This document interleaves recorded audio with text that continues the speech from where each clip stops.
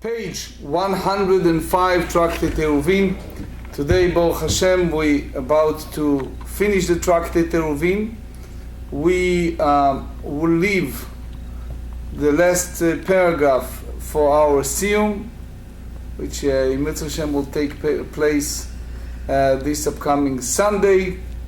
I'm sure that you're excited the same as I to reach this milestone in our lives, again, to be able to finish a Tractate Eruv. And we are at the top of the page 105. So far what we said yesterday at the very end of our session, we said that Rabbi Yochanan hold that this idea of Shmuel it's depend upon the Tanaic disputations. So Tosfot tells us that Rabbi Yochanan just wants to elaborate on that disputation. So he said, Amar Rabbi Yochanan, Ushnehem mikra echad darshu, which is the same two. Remember yesterday, Rabbi Shimon ben Anas and Rabbi Akiva, both of them learn the whole idea of taking out a sheretz, a creeping animal, from the Beit HaMikdash, they learn from the same sentence, the same pasuk. So here, just for those people who are not so familiar, we discussed yesterday the difference between Beit HaMikdash and elsewhere.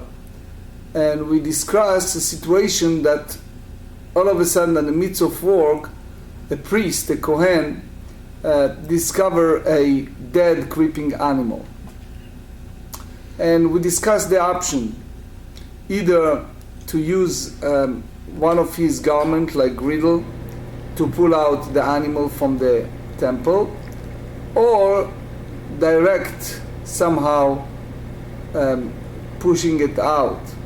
Another option we mentioned that in some circumstance we just need to cover it until after Shabbat is over. We discussed the issue of muktzeh, which set aside, and other issues. So he said we derive it from a story that was in the time of King Chizkiah. This is from the book of Chronicle, chapter 2. Second book of Chronicle, chapter 29. And its text said as follows: Vayavohu הכהנים לפנימה בית השם לטהר ויוציאו את כל הטומאה אשר מצאו בהיכל השם לחצר בית השם ויקבלו הלוויים להוציא לנחת קדרון חוצה. So here is a description. Let me read you the translation to English. And the priest went into the inner part of the house of the Lord to cleanse it, and they brought out all the impurity that they found in the temple of the Lord into the courtyard of the house of the Lord. And the Levites took it to carry it out to the brook of Kidron. So, what we derive from that? There are certain sections in the temple that carries a different level of gradation. Some history, it was King Ahaz that unfortunately the Tanakh, the Bible recorded, he put a psalim, like idols, sculptures of idols, as a idol worshipping within the temple. Chizkiah was a righteous king, so he purified the temple and he ordered to force out all those idols that his father put in the temple. Now, it's important to know that the sages put a decree that anything related to worshipping idols is forbidden. In that sense, we hold in halakha the same category of forbidden to be in contact of creeping animals and be in contact with idols. Here they said that Vayavo HaKohanim Lepnima, that the Kohanim enter inside the sanctuary, that this is the house of Hashem, to purify all these idols, and also it was tikrovet, which is quote unquote service of those idols. The sages, some of them hold that it is the same as a dead body. Some of them said it's like a dead animal. That's a Gemara in Avodah Zarah 32 and in Chulin 13. So basically we hold that it's the same as dead animal. Anyway, so here Rashi said that this type of idol worshipping, it's the same as dead body of a human, like Rabbi Yehuda ben Beitera in Avodah Zarah. So therefore, he asked them to take it out and pull it from those locations that King Ahaz, his father, have in a temple, and then in the courtyard of the sanctuary, it was a Holy of Holies, it was a sanctuary, and it was a courtyard before the sanctuary. In that courtyard, they have in that courtyard all the Levites that stand there. So the Levites have an area that they can enter, but not the entire area. So just for those who get in, so 2 point. We're using today this room because the lightning over there, I think it's part of the tornado reaction, who knows. But anyway, in our subject we discuss so far a gradation level.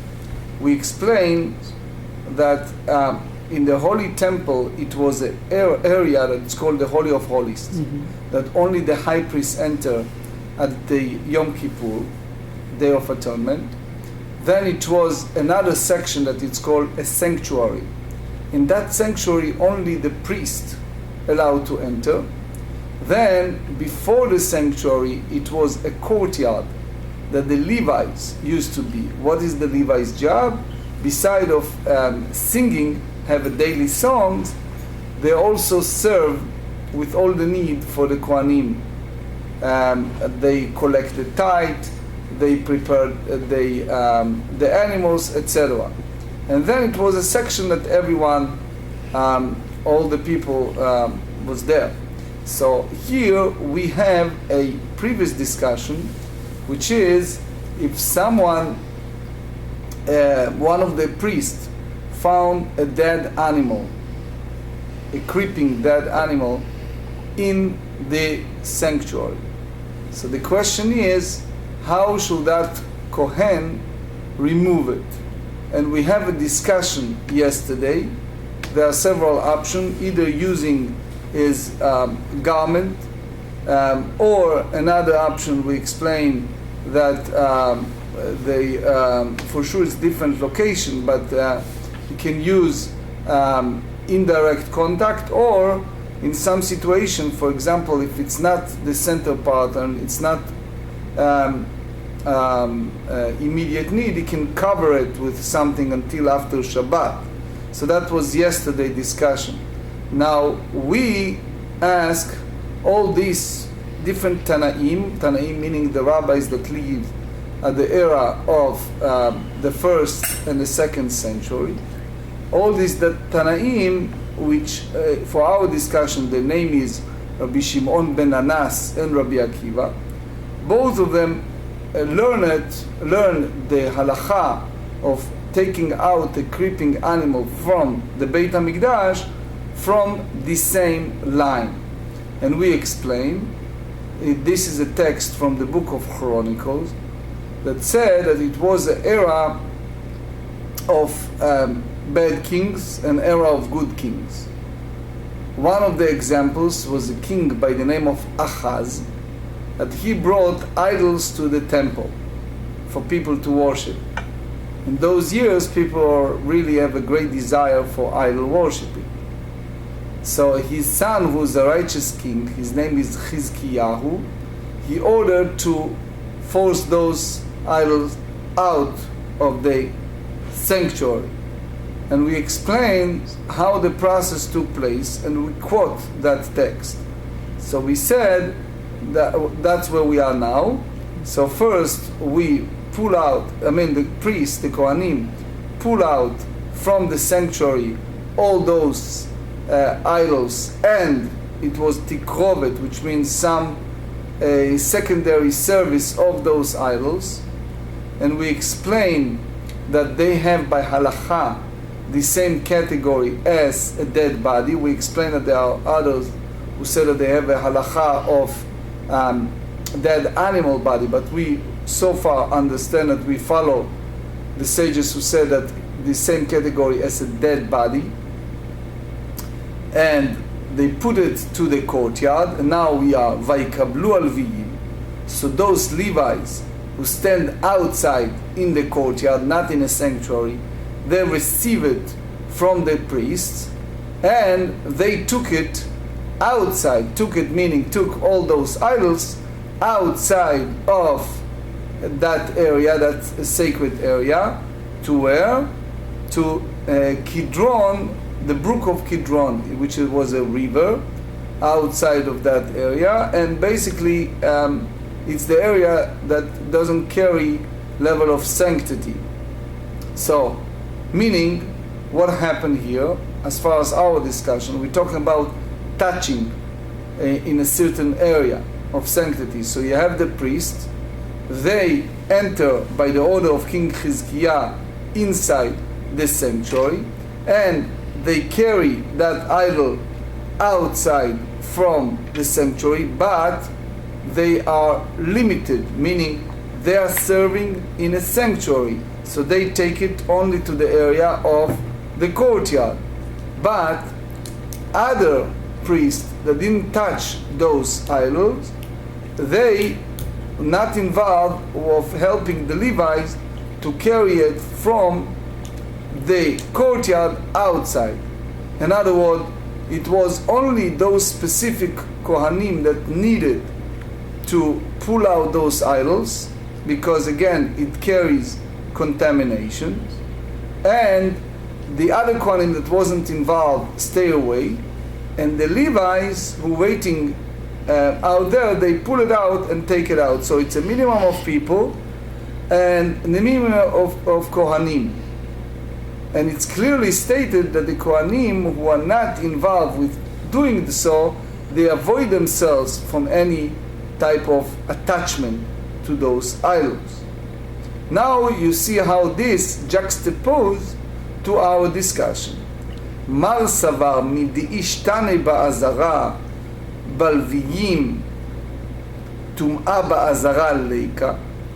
One rabbi, his name is Rabbi Shimon ben Nanas, he holds because the process of taking those impure idols from the sanctuary to the courtyard, and since only the Levites are the people who permitted to take it out, meaning in the courtyard the prohibition of idols is not the same as sanctuary. So Rashi here used the word klomar, and I explain in my book Biurei Klomar Berashi al Hashas that here Rashi wants to explain it. For sure Tosfot hold it differently, but here Rashi wants to explain that in general, he said Klomar hecha deika atam lo chamira kulai, that in general there is a prohibition of idols anywhere, but for our discussion we have a level of gradations. I urge you to take the time to read it, but it's a different level, different gradation in the temple. And here, because it's so sensitive, the opposite entity, which is the high level of sanctity in the temple, versus idol worshipping, it's the one of the Ten Commandments, and it's a strongly biblically prohibited. So he said, Rashi said that we derive from that in a courtyard it is prohibited, but it's not the same level of violation as inside the sanctuary. So therefore, the Kohanim who in charge selected only few who do the job, and no one else allowed to do it. So how we derive it for our discussion? Since we talk about items that set aside for Shabbat, we call it muktzeh. So we say that certain items that set aside we're not allowed to carry. For example, if you have, let's say, you have your computer. So the computer, it's not used on Shabbat. So the computer, it's under the category of set aside. You're not allowed to touch it in a sense of carry it, pulling it out and taking it elsewhere or do anything, because it's muktzeh. Okay? So carry that from one location to another, it's a violation of muktzeh, of set aside. So Rabbi Shimon ben Anas hold that our Mishnah, who speak about dead creeping animal, that it's, for our discussion, muktzeh, it's set aside on Shabbat. So therefore, if they found it in the courtyard, they have to wait after Shabbat is over. So let's clarify it again for those new faces. Since we hold a different category, and the category of purity and impurity is in the highest level of gradation, the highest level is inside the sanctuary. So we said that the sanctuary, even it's Shabbat, the sanctuary, it supersedes anything else. So even it's today's Shabbat, you have, the Kohanim must pull out the creeping animal from the sanctuary. The purity, the level of sacredness of the sanctuary supersede for our discussion Shabbat. Versus Rabbi Shimon ben Anas hold that if they found the creeping animal in the courtyard of the sanctuary, which means it's still holy spot, but it's not the same as the sanctuary itself, therefore they cannot touch it yet because it's muktzeh, it's set aside. As we end the Mishnah, we said we can cover it, but basically to move it out, we need to wait until Shabbat is over, because it's the same as moving our computer. It's muktzeh, it's set aside. That's the opinion of Rabbi Shimon ben Anas. Umar Savar. Rabbi Akiva disagreed with him, and Rabbi Akiva said, Ad heicha de lo efshar balviyim mapkei kohanim. And there is a certain segregated area that the Leviyim allowed to enter, which is the Leviyim allowed to enter the temple, but they have a certain domain, only the courtyard. They cannot enter inside the sanctuary. Only the Kohanim allowed to enter there. So it was a gradations level, correct? Mm-hmm. So therefore, since they're not allowed to enter a certain domain, then they have to be there. So Rabbi Akiva said, you cannot have them carry something more than that domain. They cannot move any other place. I will say this, to Rashi, he go deeper to say that they use the minimum amount of Kohanim, and if it was a option, they prefer to use Leviyim, but since the Leviyim not allowed to get in the sanctuary, therefore they use Kohanim but very few. So what exactly involved here? I want to go another level here. There are different Kohanim. Besides of knowing that is a Kohen Gadol and Kohen Idiot, within the Kohanim there is different levels. What's the levels? Simply speaking, there are Kohanim who are very experienced, and there are Kohanim who not. But there is another level. If Kohen serve in the Beit HaMikdash and they have many people, they have many shifts, and all of a sudden something happen and make him invalid, such as blemish, such as all kind of things that happen during the process of service. That Kohen basically can be designated to do other things in that sense, because he already lower his level of service, of purity. So therefore, he said, Mapkei Kohanim, so this certain area the Kohanim take, and then after they put it in the yard, the Efshar Balviim, that the Levites can do it, Tu lo metame Kohanim. So from that point, the same manner that the Leviim not allowed to get in the sanctuary, since we're dealing here with the highest level of impurity, the Kohanim not allowed to go there.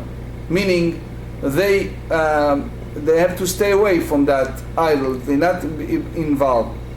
So, in other words, as we try as much as we can to remove it, but we have to be careful while we're removing it to do it properly. So if we talk here about Shabbat, so Rabbi Akiva hold that they're allowed to carry muktzeh in that circumstance on Shabbat, only in that circumstance in order to pull out the impure creeping animal, in order to avoid the disgrace of having that animal even in the courtyard. So again, the difference is that Rabbi Akiva hold even in the courtyard, pull it out. Rabbi Shimon ben Anna said no, only if it's in the sanctuary, not in the courtyard. So now we go to the next level, and we talk now about the order, how the Kohanim enter to do certain jobs in the Beit HaMikdash. We talk about building, fixing, pulling out impure entities, and more. Now, since we talk about gradation, is one level, it's called Yisrael, which is all of us, okay? Mm-hmm. That's one. Next one is someone who's impure, such as someone who's a blemish, etc. So they said, Hakol nichnasim b'hechal livnot letaken ulehotzi et hatum'ah. The sages said everyone, meaning everyone, including all those we just mentioned, everyone permitted to enter to the sanctuary to do what? To build, to do repair, okay, to remove creeping animal, anything that impurity. However, umitzvah b'kohanim. However, we have a level of gradation. Who is first? For example, if you have, let me use just day-by-day examples. If you have, God forbid, an ill person, so the first choice is to take a very expert doctor to treat him or her. But if you have a choice between waiting for a very expert doctor, let's say for a couple of weeks, versus to get someone that less expert but in immediate manners, sometimes you choose the immediate. But if you have the choice, you prefer the one who has a lot of experience. So in other words, we are talking about one is wishable, advisable, preferable, and the other is by force of circumstance. Here we're talking about building, repairing, pulling out impurity, all these type of some semi-maintenance work. So as far as the sanctuary, since the sanctuary by its being a sanctuary carry a special sanctity, they say that first and foremost, the first right is to the priest. So if you have a Kohanim, a priest, that can do any one of those jobs, building, repairing, pulling out impure entities, they take precedence before others, such as someone who have a blemish, someone who is Israel and not Kohen, etc. Ein Sham Kohanim. Now we go lower in the level of gradation. If there is not a Kohanim, Nichnasin Leviyin. So then you go ahead and you use the next level of sanctity, which is the Levites. Because remember, we said that the Levites serving in the Beit HaMikdash, but they're not allowed to go to the sanctuary. But if there's no other choice, if you have a dead animal and there's no Kohanim, so the Levites has to do it. Ein Sham Leviyim, Nichnasim Israelim. So if there's no Levites, then you use Israeli. I can't help but it remind me, in 07 I had my jet ski accident. I'm sure that many of you remember that. So went there the hospital in Berlin, and they need to have a surgery. So they asked me, they give me a choice. They said, we can fly you with the helicopter to a shock and trauma unit in University of Maryland, and they have very expert doctor that treated the broken tibia, or we have here our doctors, but let's face it, they are not carry the same specialty as those special doctors in Hopkins or in University of Maryland. So I made the decision right away, because it was a very serious accident, to go ahead and have the surgery right away. But again, it was because of the circumstance. The choices are either to take a chance and fly there while meanwhile you're risking your lives, or you do it right away. So no comparison, but here we have a discussion of level of gradation. So the highest level is to use the Kohanim. If not, use the Levim. If not, everyone can do it, meaning regardless, ve'idi. But there are, in both cases, we said, teorin ein tmein lo. So it means all of those who enter, the people who enter has to be pure. Meaning, if you have, for example, a Yisrael that he touched to a dead body, so he's now impure. Okay? So we said that with all that said and done, the people who enter has to be pure. Now, there are a few points I need to elaborate. Number one, the Torah, it's all derived from the Torah. It's not that the rabbis make up rules. In that sense, it's clearly biblical. The Torah said in book of Vayikra, book of Leviticus, chapter 16, the second line, they said that, I translated from the Ivrit, that Aharon, the high priest, should not enter all the time to the sanctuary, in that beyond that curtain.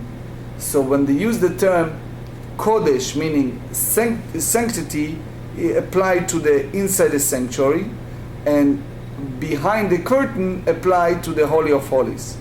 So it means, Rashi said, that the priest not allowed to enter to those domains if it's not solely for the purpose of the service. In other words, they cannot enter the sanctuary just for fun, or they want to be there, etc. As much as they are priests, but they allowed to enter to those domains for service for certain short time.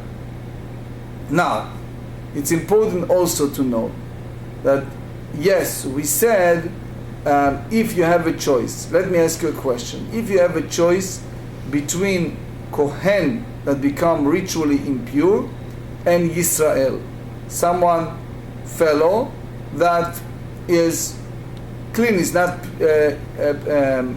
contaminated with anything, and there are some job of repair needs to be taking place.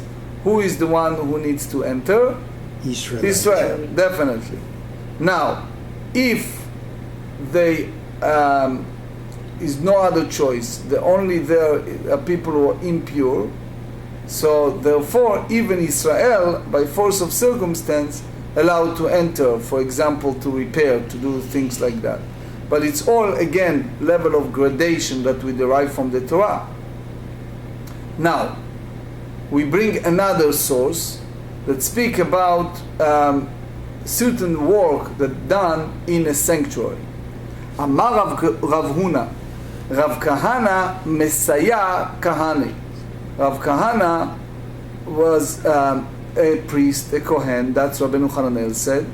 So Tosfot said in Baba Batra that it wasn't Kohen, but anyway, either because the name Kahana, it's like Kohen.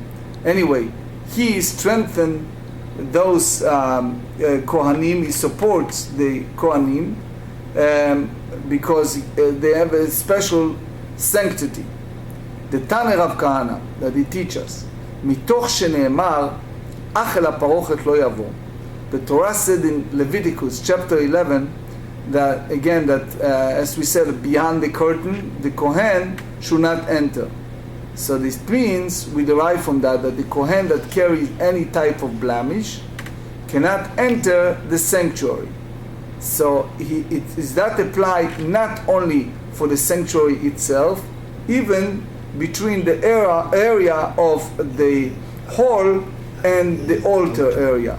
So the Rambam said clearly that it's biblical. The Ramban, Rabbi Moshe ben Nachman, said that it's rabbinic. But anyway, יכול לא יהיו כהנים בעלי מומים נכנסים בין האולם למזבח. You may derive from that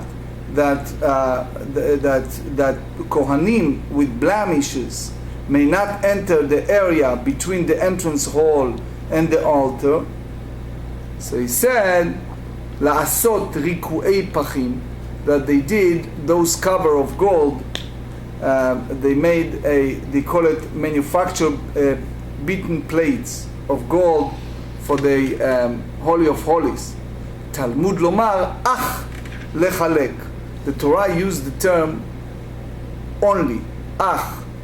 So only meaning that we divided in halachot of Kohen that carries a blemish, and they said that when we say that Kohen that carry blemish cannot enter, that's not in every circumstance. It's only in some situation he cannot enter. But if he needs to enter for doing maintenance work, such as repair, such as building, we do allow to enter, and that we derive from the word only. When you know in the English language, when you use the only, you secluded certain segment, meaning others it's permitted. And you know in the Torah, every letter we derive something. Now we go to the process. As much as needed for building and repair, we said mitzvah bat mimin. Lechatchila and nishio, the way that we wish to. It has to be tmimim. Tmimim, something is nothing, unblemished. Kohanim that has no blemish. Next level, ein sham tmimim. If it's no, we cannot find a priest that have unblemished state. Nichnasim ba'alei mumim. So by force of circumstance, you allow Kohanim that carry some blemish to enter again for building and repair purposes. Mitzvah bat tehorim. Also the mitzvah is that this type of labor with a pure, meaning pure priest. However, ein sham tehorim nichnasim tmeim. If he's no pure, then impure can enter. And they said, Idi v'idu, regardless if those who carry blemish and those who are not blemish, regardless if they are pure, impure, Kohanim en Israel, Israelim lo. That only Kohanim allowed to enter, but not Israelim. For sure we talk about situation if there is an option between Kohanim and Israelim. So basically this source contradicted the previous source. Why? Because what we understand here, that if you have a choice between Israel that is pure versus Kohen that is impure, and is a work of repair need to take place in the sanctuary, who is the one who allowed by this source? The blemished Kohen. Blemish Kohen. Blemish Kohen take precedence more than Israel. And that contradicted to the other source. So you see here what happened. When we have a different sources, we juxtapose and we try to reconcile the conflict between the sources. So now we elaborate on that. And he said, Ibayaleu. So if there's no one else to repair, but only two Kohanim, Tameh uvalmum. If you have one Kohen that it's impure, and another one was a blemish. So, meaning we don't have a Kohen that have neither one of them. Eizomem nichnas. Which one of them should enter to do some work of repair? So it's like, if you remember when we talk about kashrut, and we call it, if you have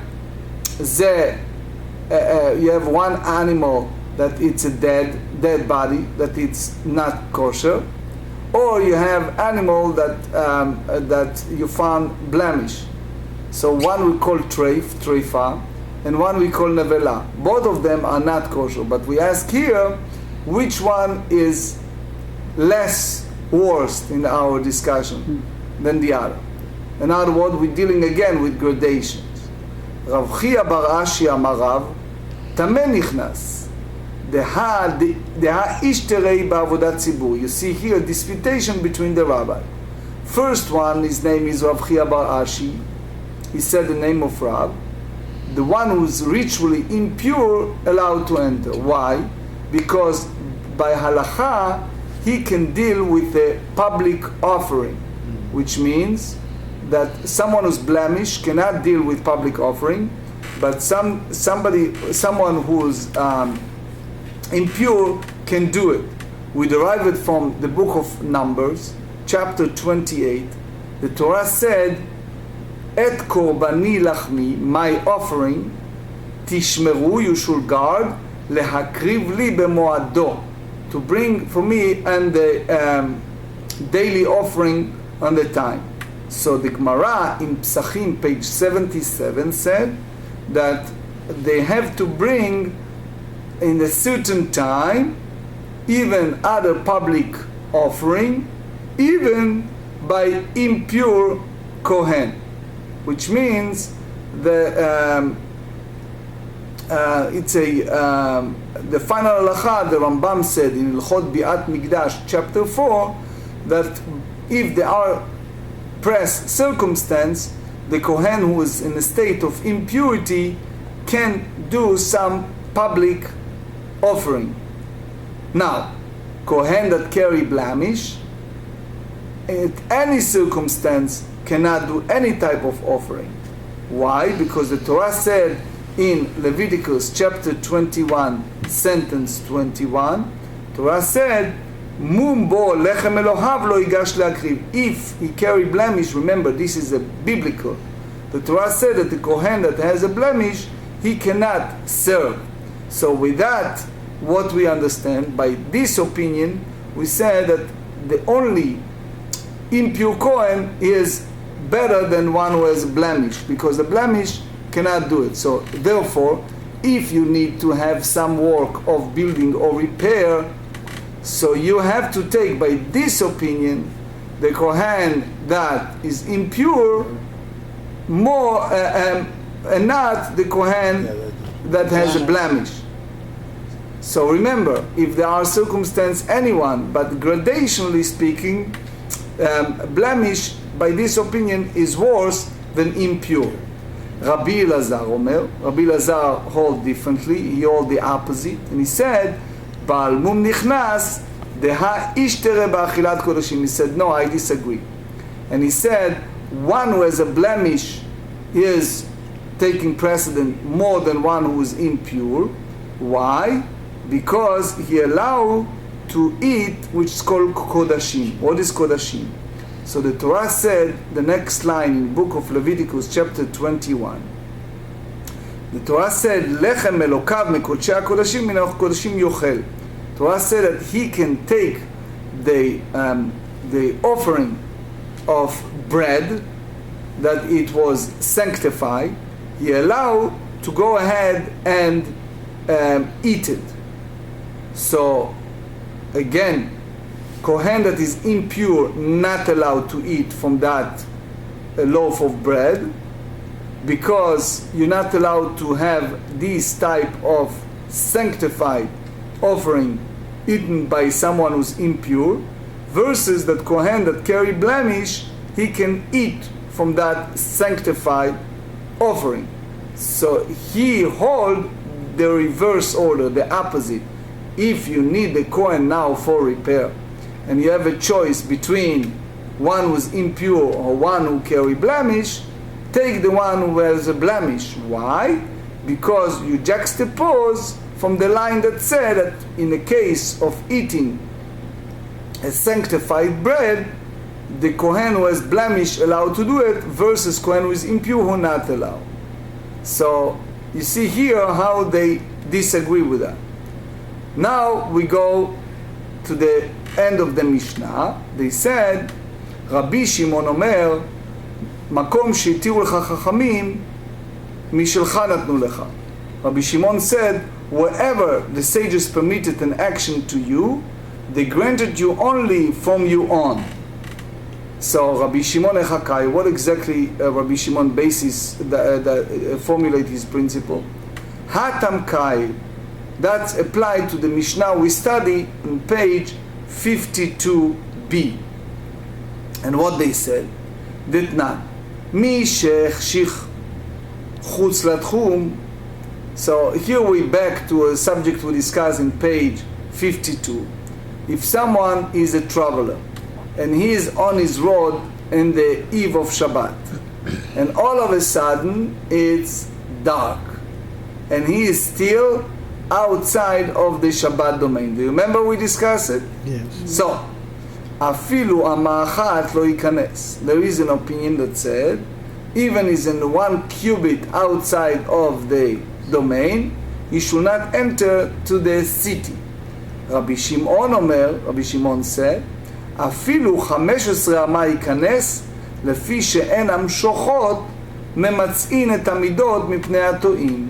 He said, no, even if he was 15 cubits outside the limit, he may enter the town, because when the surveyor marked the Shabbat limit, they did not measure precisely. So the reality is, those who dealing like Ethan, who dealing with a measurement, or the inspectors will tell you that sometimes those who involved with measurement making a mistakes. We try today in the technology and the computer era to be more specific. The reality is that people making mistakes. Usually in a customer service business, they tell you they made a mistake and then they tell you we apologize, right? But that's the way the people are. They're making mistakes. So since they're making mistakes sometimes, he is more lenient, and he said he can go ahead and extended the limit for 15 cubits further. Another point, he said, it's not that those people who mark those borders making a mistake.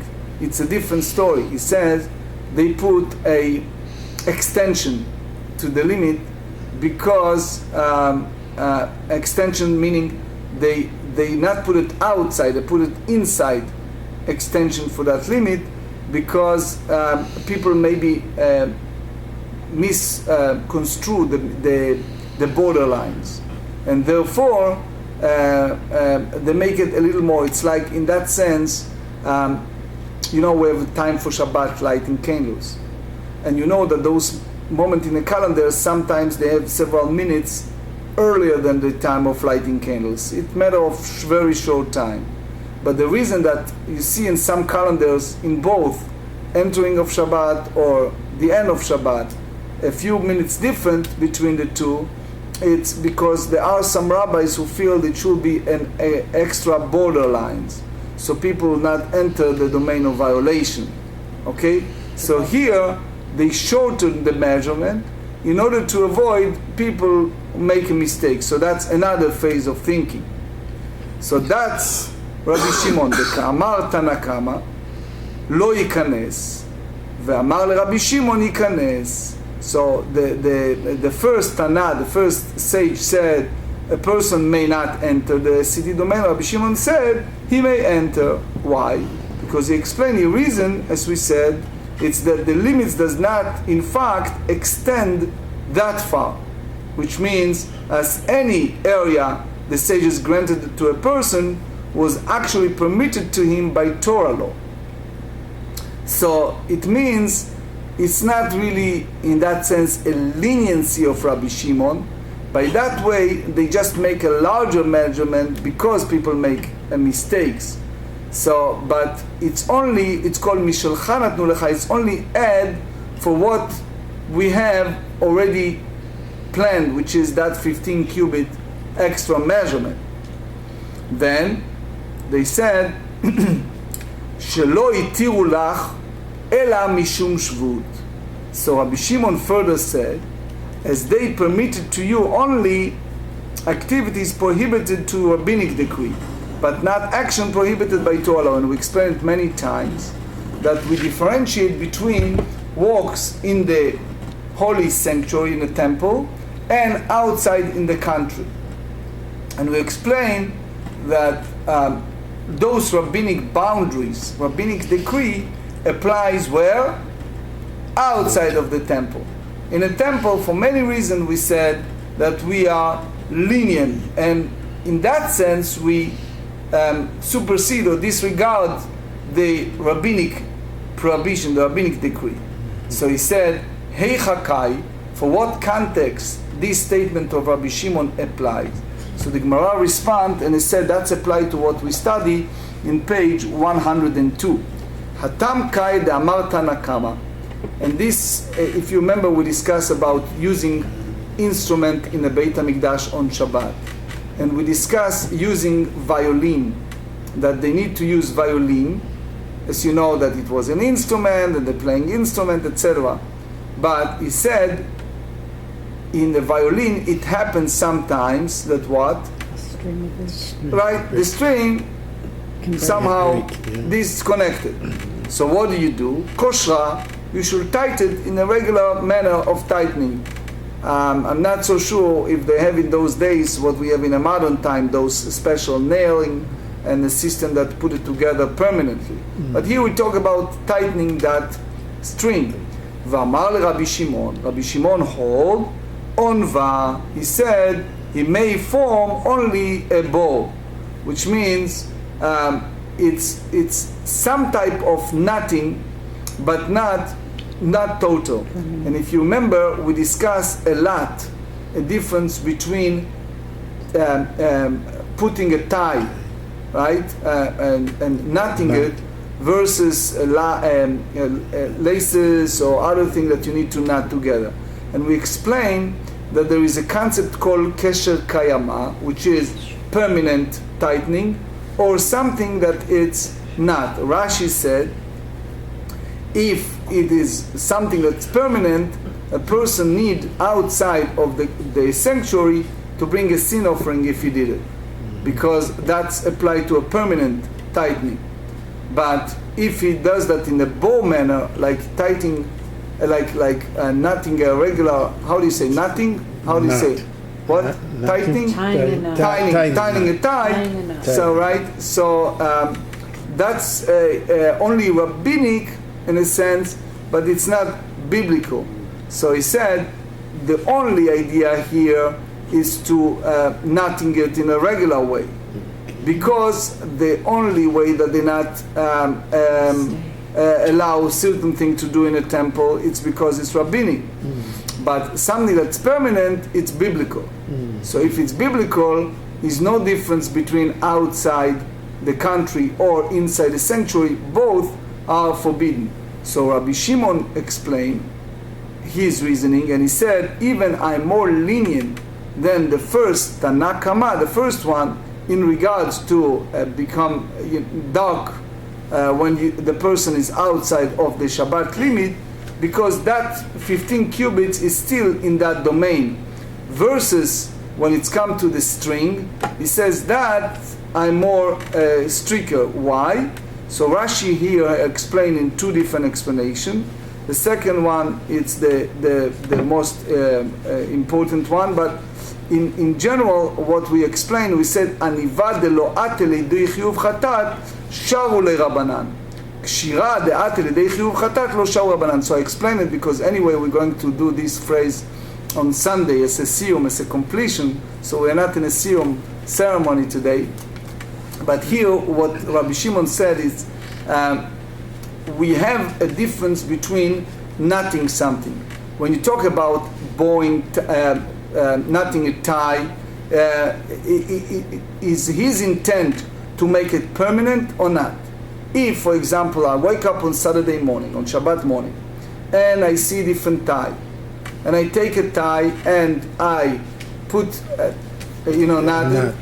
My intent is, when I come back home, I'm untying it. So I allow to do that because it's not a permanent matter. I'm not doing that in a permanent way. So therefore, the sages allow to do such a thing in a sanctuary. But if you do something as a permanent knotting, they not allow even in a sanctuary, because that's already a biblical violation and not rabbinic. So therefore, we're not allowed. Yes? Most knots can be untied, right? Depends. But I didn't know if it was just tied or untied, or if it had to do with, you could knot a bow, a string. Right. And it could last for more than just that moment of needing to repair it. It can go on. You could keep playing it for weeks and weeks and weeks. Is that a symbol of like a permanency? So as we said, it all depends. But here we discuss specifically a situation of service in the sanctuary, in the temple, at the time of the temple. So we explain that in the temple itself, right, there are certain rabbinic decree that we are lenient for the temple itself, and we derive from that the whole idea that there is a concept that we discuss a lot, a permanent knotting and something that is impermanent. So we explain that in the practical halacha, which will go in a second, knotting something that is impermanent, like tie, is permissible. But something that you're planning to have it for a long period, meaning you're tightening it and you're planning to keep it full tight, then it's an issue to do in Shabbat. Let's go to practical halacha. Give me a second. Remember, all of you come on Sunday for the siyum. Okay. First halacha is Rambam, Ilchot Bet Abchira, chapter 7. Mi nichnas la'echal letaken. When it's necessary to perform repairs in a sanctuary, the mitzvah should be performed by ritually pure, unblemished priests. If no unblemished priest can do the repair, blemished ones are allowed to enter. If there are no priests available, Levite enter. And if there's no Levites, Israelite enter. If no one is pure, then ritually impure may enter to perform the repairs. But if it's necessary to allow either an impure priest or a blemished one to enter to perform repairs in the sanctuary, it is preferable, the Kesef Mishnah said, and advisable and wishable that a blemished priest enter rather than impure one. This ruling is based on the conclusion we said that elsewhere that the communal impurity is only suspended, not freely permitted, and consequently a pure blemished priest take precedence. So the Rambam, however, reversed the opinions and rules that contrary to Rabbi Lazar, and that's basically the Rambam, Hilchot Beit HaBchira, chapter 7. So we are now in the conclusion of the tractate, so we'll do the Siyum on Sunday, and